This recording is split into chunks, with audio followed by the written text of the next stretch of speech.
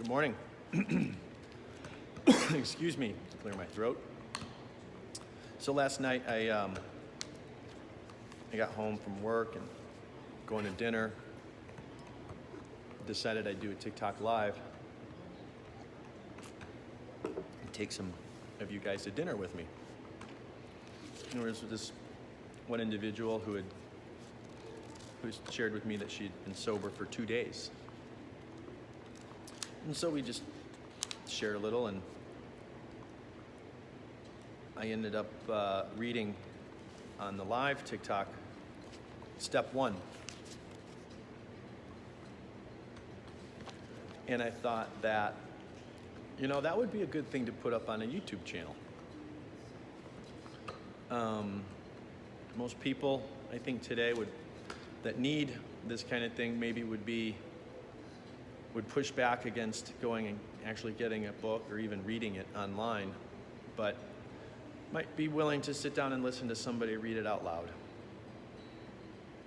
on a YouTube channel.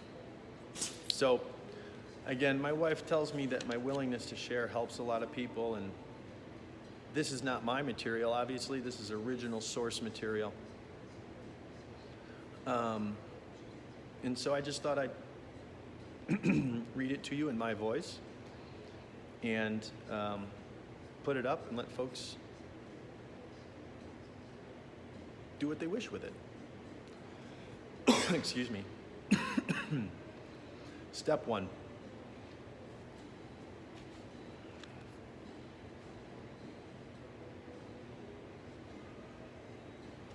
I'm just pausing because step 1 is big. Step 1. We admitted we were powerless over alcohol, that our lives had become unmanageable. Who cares to admit complete defeat? Practically no one, of course. Every natural instinct cries out against the idea of personal powerlessness. It is truly awful to admit that, glass in hand, we have warped our minds into such an obsession for destructive drinking that only an act of providence can remove it from us. No other kind of bankruptcy is like this one. Alcohol now becomes the rapturous creditor, bleeds us of all self-sufficiency and all will to resist its demands. Once this stark fact is accepted, our bankruptcy as going human concerns is complete. But upon entering AA, we soon take quite another view of this absolute humiliation. We perceive that only through utter defeat are we able to take our first steps toward liberation and strength.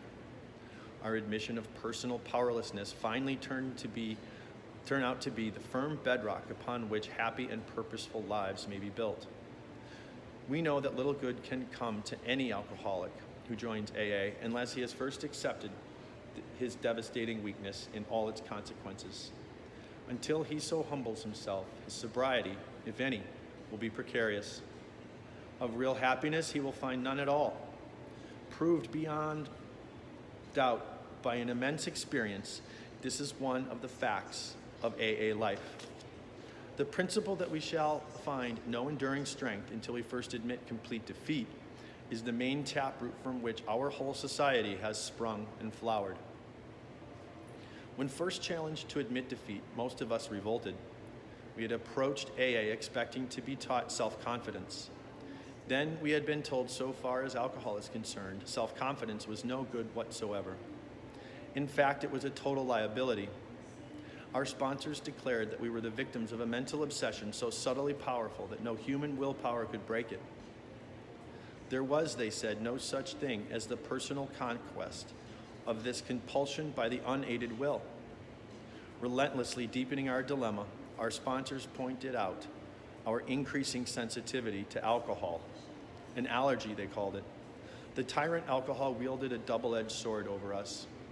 We were smitten by an insane urge that condemned us to go on drinking, and then by an allergy of the body that ensured we would ultimately destroy ourselves in the process.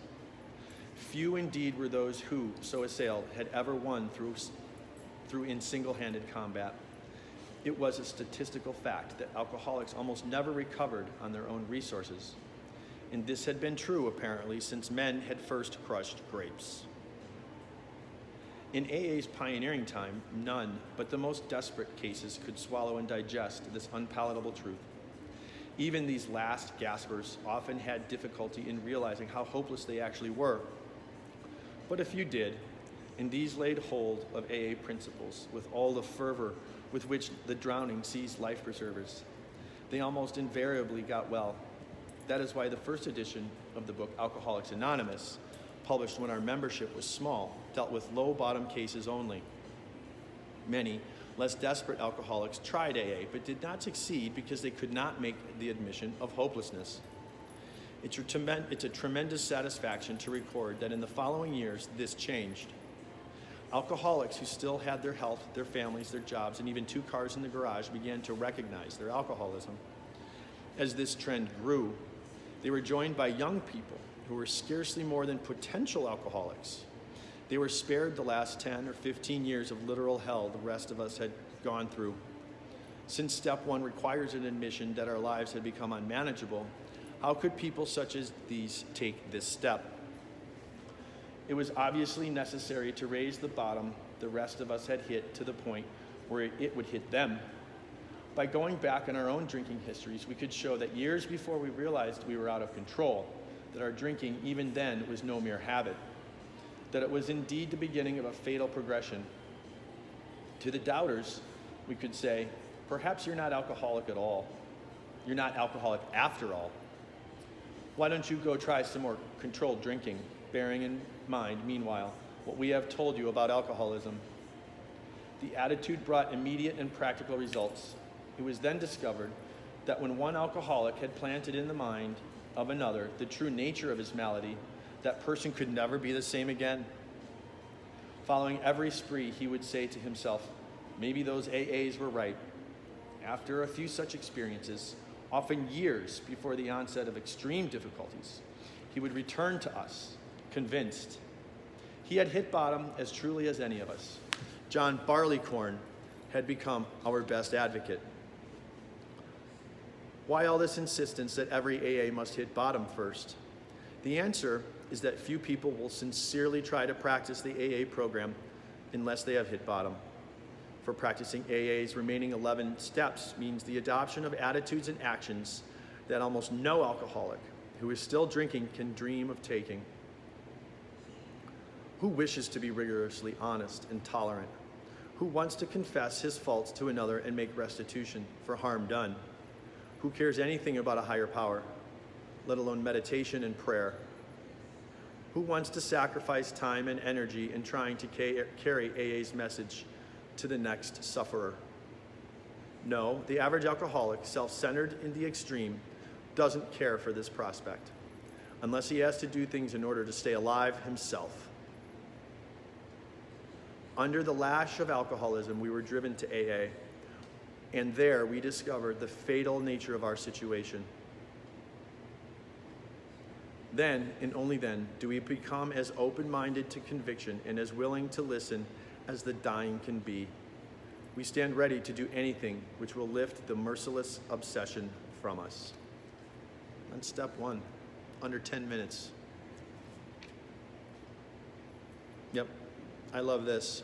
I always say, I saved my own ass. Unless he has to do these things in order to stay alive himself. And he goes on to say, discover the fatal nature of our situation. That's when we hit bottom, when we realize we're going to die if we don't. And that thinking can be applied to a lot of things in life. So I'm going to leave you with that. We can talk more about step 1 later, but I just wanted to get it out there and read and for you guys to listen to or not listen to. I hope it helps. We'll do step 2 very soon and how it works. Talk to you. Bye.